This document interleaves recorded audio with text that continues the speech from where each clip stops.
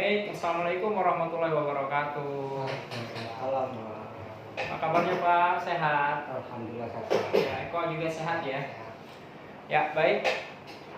Seperti yang kita janjikan kemarin, setelah kita mengkaji asuhan keperawatan dari keluarga Pak Rusyanto ya.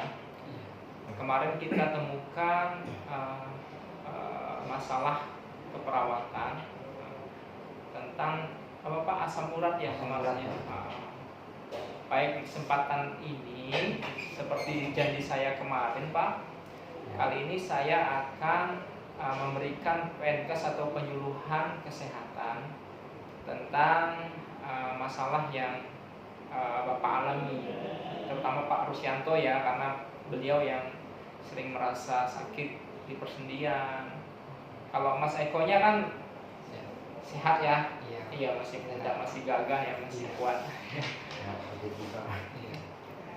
Ya, umur sekarang berapa Mas Eko?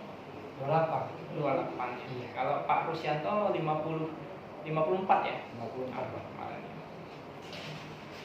Jadi sudah mulai ngerasa banyak keluhan, terutama di sendi-sendinya. Baik, sebelumnya saya mau tanya, Pak Rusyanto tahu nggak tentang asam urat sebelumnya? Belum tahu, Pak. Belum tahu. Tapi dirasa ya, Iya, Pak. nyeri-nyeri, linu-linu, pegel, Kadang nggak bisa jalan, Pak. nggak bisa jalan. Iya. Di mana Pak? Di bagian apa Di biasanya? sini, Pak, di betis nih, Pak. Di betis, kemudian di sendi-sendi ya. Di terakhir kemarin pernah cek darah kan Pak ya? Iya, Pak. Dicek darah, kadar asam uratnya menurut pemeriksaan berapa kemarin? Masalah 9 atau 13, Pak. Iya, 9 ya. 9 ya. Iya, periksanya kan dengan saya kemarin. Iya. Ya, artinya 9 itu kadarnya sangat tinggi Pak. Wajar saja kalau Pak Rusyanto ya merasakan ya nyeri di persendiannya, karena normalnya sih asam urat itu kadar normal dalam tubuh seseorang. Kalau laki-laki atau bapak-bapak itu antara 3 sampai 7 miligram per desiliter darah. Sementara Pak Rusyanto sudah 9, bahkan 9,5 kalau nggak salah kemarin. Betul. Kalau ibu-ibu atau wanita itu 2,4 sampai 6. Jadi kadar untuk laki-laki lebih tinggi sedikit nilai normalnya. Nah, baik, sebelum kita lanjut ke materi, nanti kita kontrak waktu dulu mungkin kurang lebih 30 menit Pak ya, kita untuk pendidikan kesehatannya. Tempatnya di sini. Iya, Pak. Kalaupun nanti ada hal-hal yang ingin ditanyakan silakan, tapi sebelumnya saya kasih materi dulu. Kalau nanti kurang paham atau kurang jelas, nanti kita bertanya ya. Iya, Pak. Siapa? Sebelumnya saya bagikan dulu, ini ada leaflet atau lembar materi singkat yang sudah dirangkum Pak, menjadi satu lembar. Materinya tentang asam urat. Ini saya bagikan kepada Pak Rusyanto dan Mas Eko ya. Iya, Pak. Siap. Ya, ini Mas Eko, silakan. Sambil kita menerangkan ya sambil dibaca. Iya, Pak. Ya. Nah, seperti yang saya sampaikan di awal tadi, memang yang namanya asam urat itu penyakit yang disebabkan oleh tingginya kadar asam urat dalam darah akibat gangguan metabolisme dari makanan yang mengandung protein atau purin. Setiap manusia memiliki zat asam urat dalam darahnya. Normalnya asam urat akan dikeluarkan dari tubuh melalui feses dan urin, artinya melalui kotoran, buang air besar maupun buang air kecil. Tetapi bila ginjal tidak mampu mengeluarkan asam urat, maka kadarnya di dalam darah akan meningkat. Asam urat yang berlebihan akan terkumpul dalam persendian.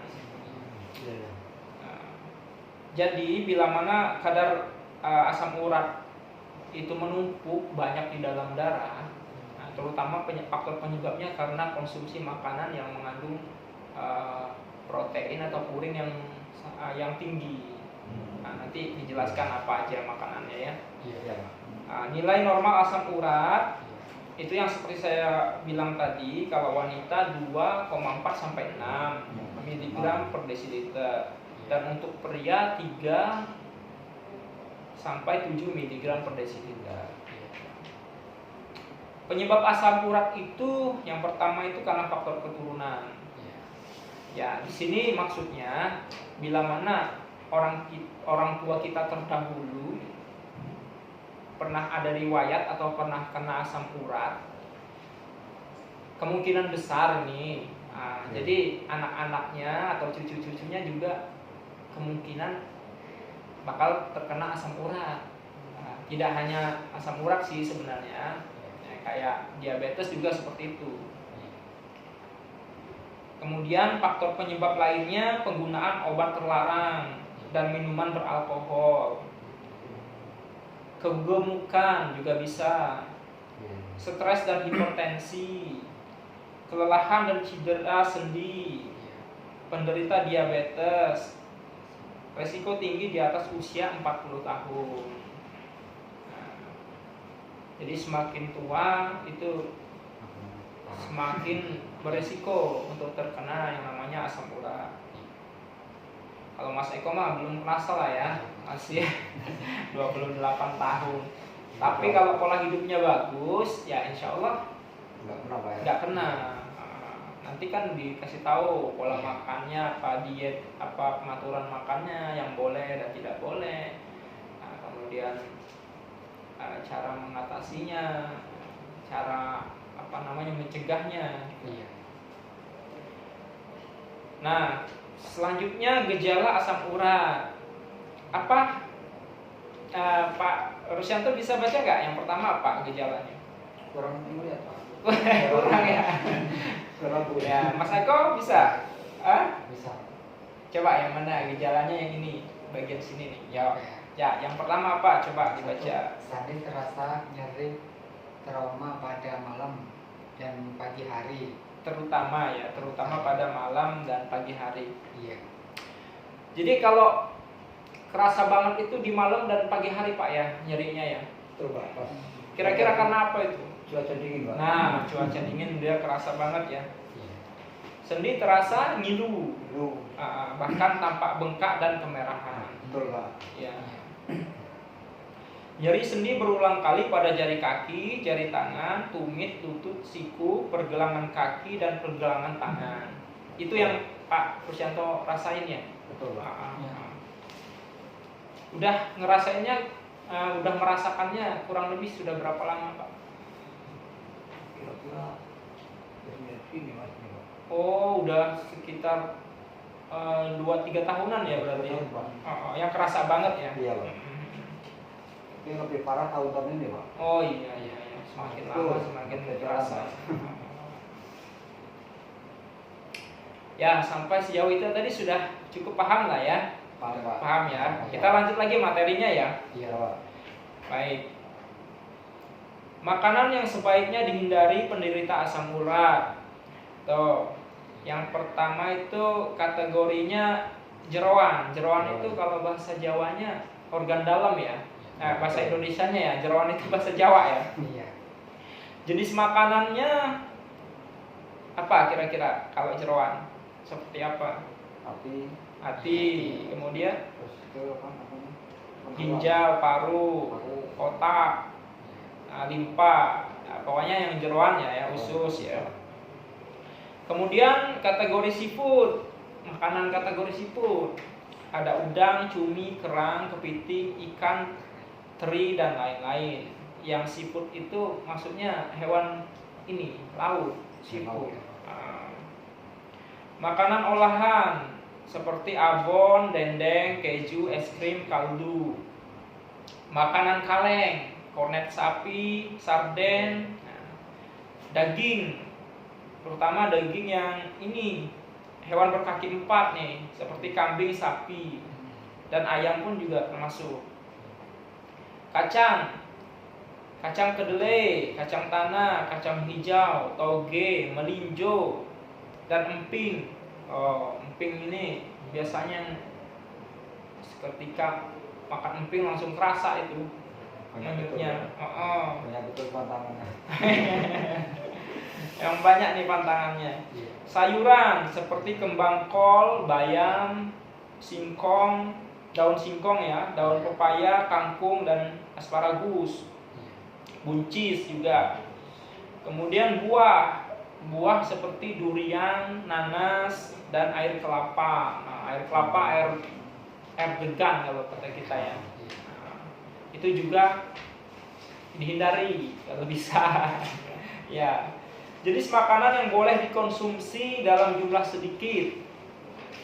Nah, tahu tempe itu nggak apa-apa kalau dalam jumlah sedikit ya. Ikan, daging kambing, daging ayam, daging kuda, dan daging sapi. Beberapa jenis sayuran seperti kangkung, bayam, brokoli, toge, daun pepaya, kacangan, dan jamur. Makanan berlemak seperti santan, margarin, mentega, atau gorengan-gorengan. Lemak dapat menghambat pengeluaran asam urat lewat urin. Ya, artinya sebenarnya sih yang pantangan-pantangan tadi itu masih boleh dikonsumsi, tapi dalam jumlah yang sedikit. Yang biasanya banyak, kalau masih muda dulu dihantem-hantem semua kan. Tapi kalau sudah sekarang berumur, jadi pantangan tadi itu masih boleh sih dimakan, tapi jangan berlebihan. Ala kadarnya saja. Obat kepengen lah kalau kata orang itu. Makan santan nggak apa-apa ya? Nggak apa-apa, tapi jangan banyak-banyak. Jadi kalau semuanya nggak boleh dimakan juga, nanti malah kurus, malah dapat sakit yang lain kan. Nah, Iya. tapi kalau sudah mulai kerasa menyut sedikit-sedikit, itu berarti harus stop makannya, jangan banyak-banyak lagi. Iya, Pak. Nah, jenis makanan yang boleh dikonsumsi: makanan sumber karbohidrat seperti beras, kentang, jagung, singkong, tapioka, terigu, makaroni, mie, bihun, roti, dan biskuit. Tetapi karbohidrat sederhana golongan fruktosa seperti gula, permen, aroma manis, gulali, dan sirup sebaiknya dihindari karena fruktosa dapat meningkatkan kadar asam urat. Contohnya ya minum-minuman kaleng itu, Pak. Iya. Kayak tau lah minum-minuman kaleng, minum-minuman saset yang mengandung fruktosa itu pemanis buatan. Iya. Ya, kadar gulanya sangat-sangat tinggi. Kemudian buah-buahan segar, ini makanan yang boleh ya, yang boleh dikonsumsi. Buah-buahan seperti semangka, melon, nanas, belimbing manis, dan jambu air. Buah-buahan lain juga boleh dimakan kecuali durian dan alpukat. Durian dan alpukat itu kenapa nggak boleh kira-kira? Terlalu tinggi, Pak. Terlalu tinggi. Iya, protein purinnya terlalu tinggi. Kemudian penderita asam urat juga dianjurkan untuk minum minimal 2 liter atau 8 gelas sehari, bertujuan untuk membantu pengeluaran asam urat lewat urin, air seni, dan mencegah penumpukan asam urat di ginjal atau kandung kemih. Air minum bisa berupa air mineral atau air teh tawar. Iya. Nah, sampai di sini kira-kira yang saya sampaikan dapat dipahami Pak Rusyanto dan Mas Eko? Saya paham, Pak.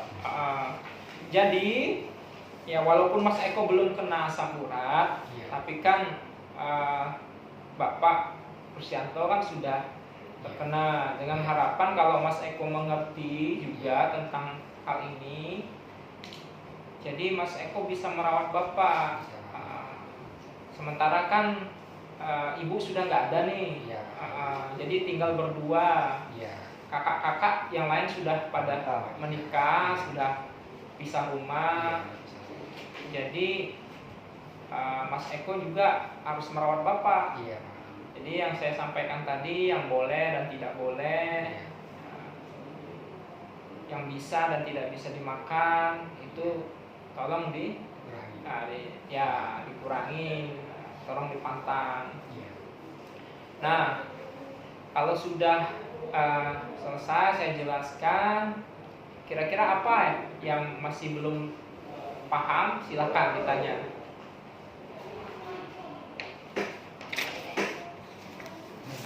Masih ada yang Sudah, Pak. Hah? Sudah ya, Pak. Iya. Sudah bacain ya, Pak. Iya. Tadi kan baru masalah diet atau pengaturan pola makannya ya. Iya, Pak. Kalau cara untuk mengatasinya sudah paham. Cara mengatasi belum tahu, Pak. Belum tahu, itu kan agak ditanyakan. Ya, mumpung saya masih berkunjung ke sini, ya kita bahas lagi ya. Iya, Pak.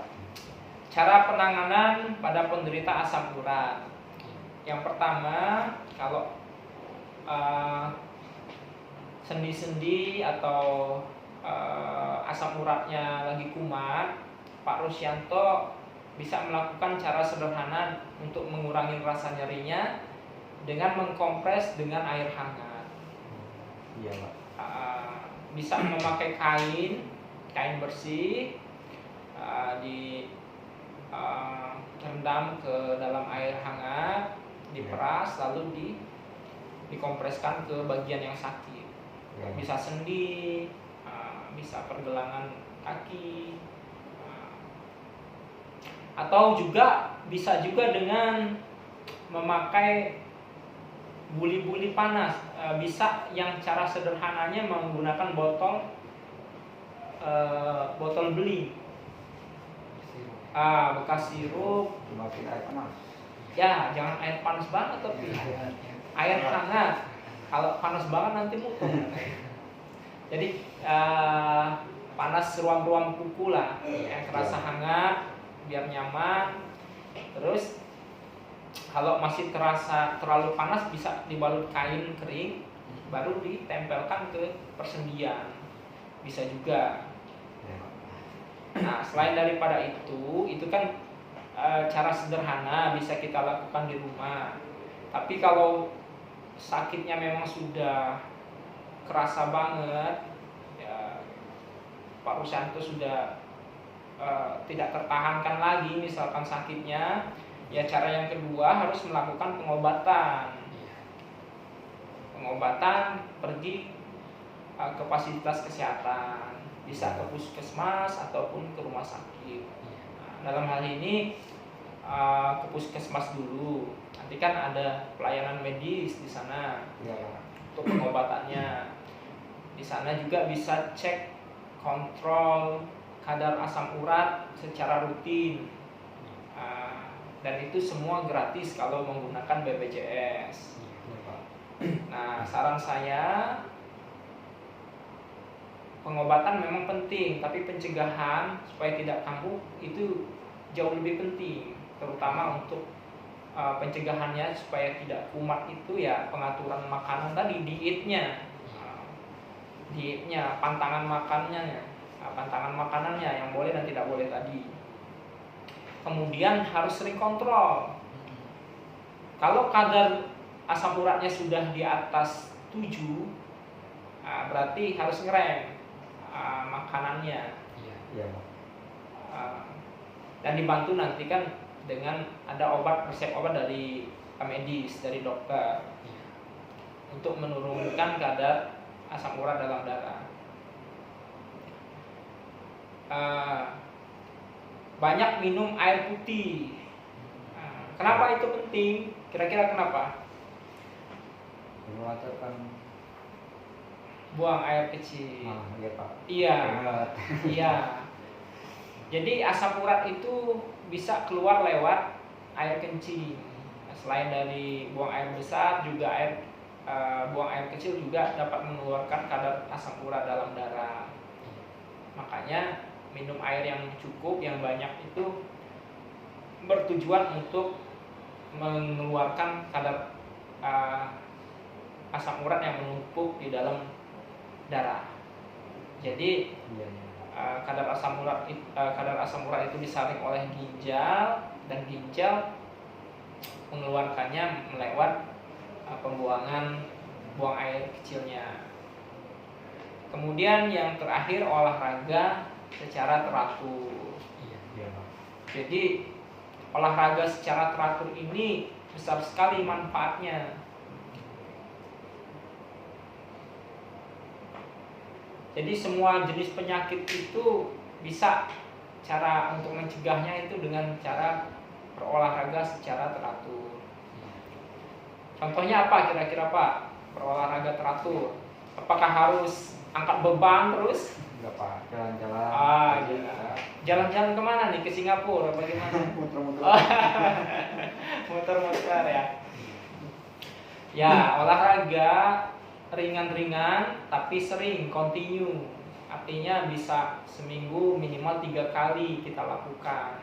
Baik itu jalan sehat, jogging bahasa kerennya itu ya, Iya. lari-lari kecil ya. Tapi harus dilakukan secara rutin dan continue. Iya. Karena kalau orang itu biasanya semangat olahraganya menggebu-gebu ketika di awal. 1-2 minggu loyo lagi. Males. Ya. Jadi cara penanganan atau cara pencegahan untuk asam urat tadi sudah paham ya? Sudah, Pak. Sudah mengerti ya? Baik. Untuk mengetahui paham atau tidaknya, saya harus bertanya ini. Iya. Tadi sudah dijelaskan apa yang dimaksud dengan asam urat. Iya. Apa kira-kira Mas Eko? Mas Eko boleh bantu jawab.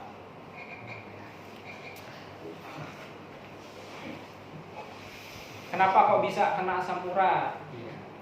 Kenapa? Pak Rusyanto. Kenapa tadi, ayo? Dulu, Pak, tadi, Pak. Jadi saya ulangin lagi ya. Iya, Pak. Jadi asam urat itu sejatinya atau normalnya itu tidak berlebihan kandungannya di dalam darah. Semua orang juga punya kadar asam urat. Iya. Tapi bila mana sudah berlebihan, kalau laki-laki tadi kan sudah di atas 7 mg per desiliter di dalam darah yang kita cek dengan alat kemarin, ya artinya itu sudah terkena asam urat. Nah, efeknya itu terasa nyeri di persendian, terasa tidak nyaman untuk melakukan aktivitas karena terasa sakit. Dan itu mungkin ya kalau lebih parah lagi bakal mengganggu aktivitas dan pekerjaan Pak Rusyanto. Betul, Pak. Ya. Jadi kadar asam urat tadi artinya penumpukan purin, protein yang harusnya dikeluarkan lewat buang air besar dan air kecil, tapi ternyata dia menumpuk di dalam darah sehingga menyebabkan asam urat atau gout arthritis tadi. Paham ya? Ya, Pak. Nah, penyebabnya apa? Tadi sudah disampaikan. Kok bisa tinggi kadar asam uratnya? Yang pertama, karena pola makannya yang tidak terata, yang tidak dikontrol. Makanan yang tinggi protein, purin. Nah, kira-kira apa tadi? Apa aja? Kalau seafood, kira-kira apa? Apa aja contohnya? Seafood. Mas Eko, udang, cumi, terus itu jeroan. Jeroan apa? Otak, usus, terus ginjal, hati, limfa ya. Baik, kalau memang masih belum paham benar, nanti leafletnya dibaca lagi. Iya, Pak. Nah, Mungkin karena kontrak waktu kita 30 menit sudah habis ya. Ya, Pak. Nanti pertemuan selanjutnya ya insya Allah 3 hari ke depan lah ya. Iya, Pak. Mudah-mudahan waktu saya tanya lagi sudah paham bener ya. Iya. Nanti dibaca-baca lagi leafletnya. Iya. Untuk mengurangi nyeri tadi gimana Pak? Masih ingat nggak? Mengurangi nyeri tadi pakai air hangat. Pakai air hangat di Dikompres. Bisa pakai air langsung, Iya. pakai kain, Kain. direndam air hangat Ataupun botol. ataupun botol. Iya. Baik, sudah paham lah ya. Kalau nanti dipraktekkan bisa ya Insya Allah. untuk bikin buli-buli panas tadi ya. Iya. Kompres hangatnya. Nah, selain itu ya harus ke fasilitas kesehatan Iya, Pak. untuk pengobatan dan kontrolnya. Ya, baik. Kalau demikian mungkin pertemuan kita kali ini kita cukupkan dulu. Terima kasih atas waktunya. Saya izin pamit ini Pak ya. Iya, Pak. Sampai jumpa lagi. Ya, assalamualaikum warahmatullahi wabarakatuh. Waalaikumsalam warahmatullahi wabarakatuh.